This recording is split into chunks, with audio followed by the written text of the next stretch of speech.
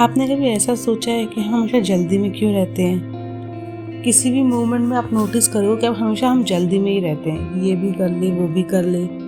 ये सब भी कंप्लीट कर ले, वो भी कंप्लीट कर ले। बट इस रश में ना हम ब्यूटीफुल चीज़ें जो बहुत अच्छी मोमेंट में होती है ना, उस चीज़ को हम फॉरगेट कर देते हैं। तो मुझे ऐसा लगता है कि हमें ना धीरे धीरे जो भी हमारी लाइफ में स्मॉल मोमेंट्स होते हैं, एवरीडे मूवमेंट होते हैं, थोड़ा रुक के उनको थोड़ा सा अप्रिशिएट करना चाहिए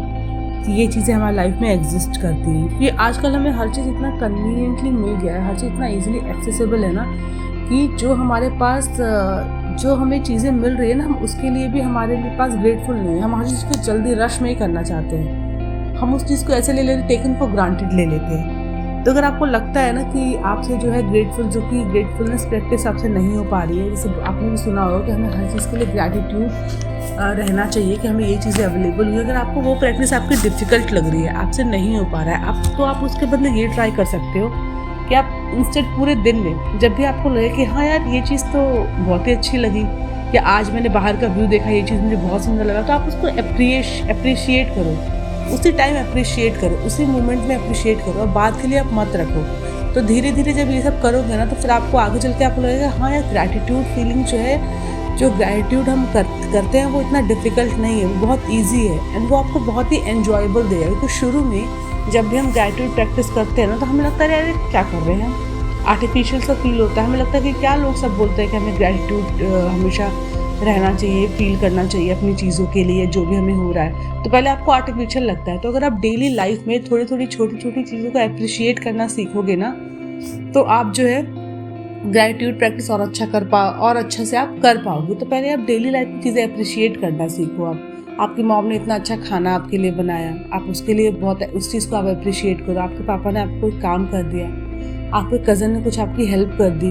आपने किसी की हेल्प कर दी, तो इस चीज़ के लिए अगर आप थोड़ा भी एवरीडे में थोड़ा भी उसको अप्रिशिएट करोगे ना, तो ग्रैटिट्यूड फीलिंग आपके अंदर अपने आप ही आ जाएगी। याद रखना, हो सकता है कि दो लोग जो है एक ही डेस्टिनेशन के लिए भाग रहे हो, बट दोनों के लिए सक्सेस हो सकता है डिफरेंट आउटकम दे, या दोनों के लिए सक्सेस का नज़रिया अलग हो सकता है एक को कुछ उससे सीखना हो, एक ने बहुत कुछ सीखा हो, उससे कुछ लर्न किया हो, या कुछ और दूसरा चीज़ देखा हो, किसी ने कोई और पर्सपेक्टिव देखा हो, कोई और अप्रोच लिया हो उस चीज़ को देखने का। कभी कभी ऐसा होता है ना कि हम कितनी भी मेहनत करें, कितना भी हार्डवर्क करें, डे बाय डे काम करते जा रहे हैं, बट हमें ना विजिबल ग्रोथ नहीं दिखता है, विजिबल रिजल्ट नहीं मिलता है। हम सोचते हैं कि यार इतना हम हार्डवर्क करें बट वो वेस्ट हो रहा है, बट ऐसा नहीं है। वो जस्ट आपके सरफेस के नीचे ही है, जस्ट उसका रिजल्ट अभी आने ही वाला है। जैसे बैम्बू ट्री इफेक्ट होता है कि शुरू के 4 साल में वो ज़मीन से पौधा बिल्कुल निकलता भी नहीं है, वो अपनी जड़ें मजबूत कर रहा होता है, लेकिन 5th ईयर में वो जो है 80 फीट अचानक से बड़ा हो जाता है। तो सेम हमारे काम के साथ होता है कि आपको अभी विजिबल रिजल्ट नहीं मिल रहा होगा, लेकिन जो आप एवरीडे अपना हार्ड वर्क, जो भी काम आप पुट ऑन कर रहे हो, उसका रिजल्ट आपको ज़रूर मिलेगा। जस्ट अभी उसको एट प्रेजेंट आपको नहीं मिल रहा है। ये आइडिया मुझे बहुत अच्छा लगता है कि लाइफ जो है एक कॉम्पिटिशन नहीं है, और हम एक टीम है, और हम जो है साथ में जो है सीखते हैं। मुझे याद है जब मुझे ये वाली फीलिंग आती थी ना कि मैं बहुत लाइफ में पीछे हो गई हूँ, मैंने कुछ अचीव नहीं किया है, मैं क्या कर रही हूँ, बाकी लोग सब कितना कुछ लाइफ में आगे बढ़ गए हैं, तब मुझे याद है कि मैं अपने टाइमलाइन को ना दूसरों के टाइमलाइन से कंपेयर कर रही हूँ। इवन मैं अपने सिर्फ टाइमलाइन पे ही फोकस कर रही हूँ कि यार सोसाइटी के नॉर्म्स के हिसाब से अभी ये चीज़ अचीव करना चाहिए, अभी ये चीज़ करना चाहिए, मैं इन सब चीज़ों में अचीव नहीं कर पा रही हूँ। बट जब मैं जिस मोमेंट में मैंने ये स्टॉप कर दिया ना, अपनी टाइमलाइन को ऑब्जर्व करना या उसको किसी और से कंपेयर करना, और ये फोकस करना कि मेरा अभी ग्रोथ क्या है, अभी तक मैंने क्या चीज़ें अपनी लाइफ में चेंज की, और छोटी छोटी चीज़ों को अप्रिशिएट किया मैंने। जब मैं अपनी लाइफ में छोटी छोटी चीज़ों को मैंने अप्रिशिएट करने लगी ना, तब मुझे खुद की जर्नी ना बहुत यूनिक लगने लगी। जब मैंने खुद के एवरीडे पे रिफ्लेक्ट करना सीखा मैंने कि कैसे किस तरीके से मैंने पास्ट में क्या क्या चीज़ें की हैं जिसकी वजह से आज मैं यहाँ पे पहुँची हूँ, उसी तरीके से आज मैं कुछ एफर्ट करूँगी तो आगे फ्यूचर में मेरा वो इम्प्रूवमेंट दिखेगा।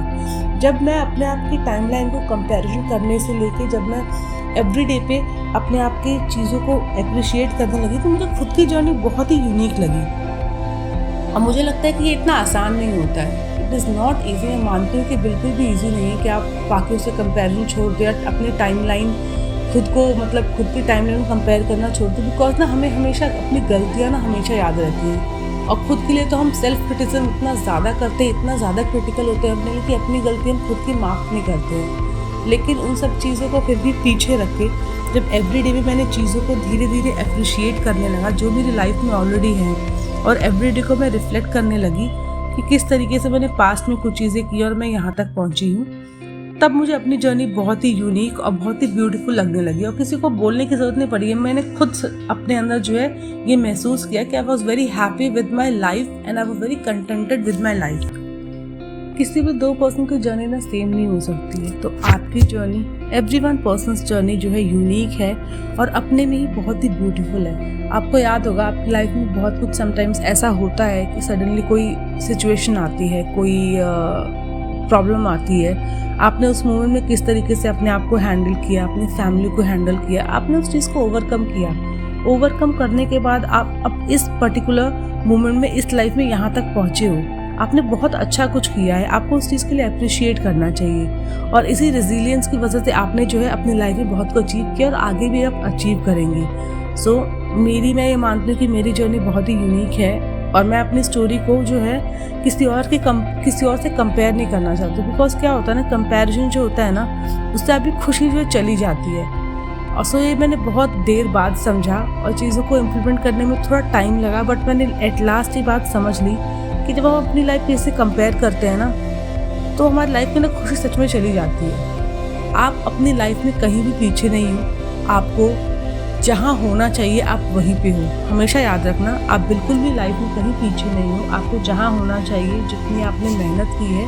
उसके हिसाब से आप यहाँ पे हो। बस आपको अपनी जर्नी को किसी से कंपेयर नहीं करना है और अपनी जर्नी को हमेशा यूनिक रखना है और हर छोटी चीज़ को जो है अप्रिशिएट करना है जो आपकी लाइफ में हो रही है। और एक और लास्ट चीज़ मैं कहना चाहूँगी कि अगर आपको फिर भी लगता है कि आपको थोड़ा बहुत आप लाइफ में पीछे हो या आपको कहीं और पहुँचना था, आप पहुँच नहीं पाए हो, सो इट्स ओके। जो आपके पास अभी टाइम है, उस टाइम का सही इस्तेमाल करके आप किस तरीके से प्लान बनाओ, आप कैसे इस चीज़ को अचीव करना चाहते हो, और बिना किसी फियर के, बिना किसी एंग्जाइटी के, बिना किसी और के जेलसी के आप अपनी इस जर्नी को स्टार्ट करो। जब आप इस जर्नी को स्टार्ट करोगे ना, जहाँ पे आपको किसी से कंपैरिजन नहीं है, किसी से आपको जेलसी नहीं है, आप अपना खुद का काम कर रहे हो, अपनी लाइफ में अपनी चीज़ों को अप्रिशिएट कर रहे हो, तो आप देखोगे आपकी जर्नी बहुत ही ब्यूटीफुल होगी। और जब डेस्टिनेशन पे पहुँचोगे ना, तो आपको डेस्टिनेशन की खुशी होगी, लेकिन जो आपने जर्नी एंजॉय की है ना, वो आपको ज़्यादा याद रहेगा। तो बस मैं लास्ट में आपसे यही बोलना चाहूँगी कि आप ये मत सोचो कि आप लाइफ में पीछे हो, किसी की सोशल मीडिया टाइमलाइन को देख के आप ये मत सोचो कि आप लाइफ में पीछे हो। उन लोगों की प्रॉब्लम्स अलग हैं, उन लोगों की सिचुएशंस अलग हैं, आपकी प्रॉब्लम एंड सिचुएशंस अलग है। So be always happy and achieve more in your life.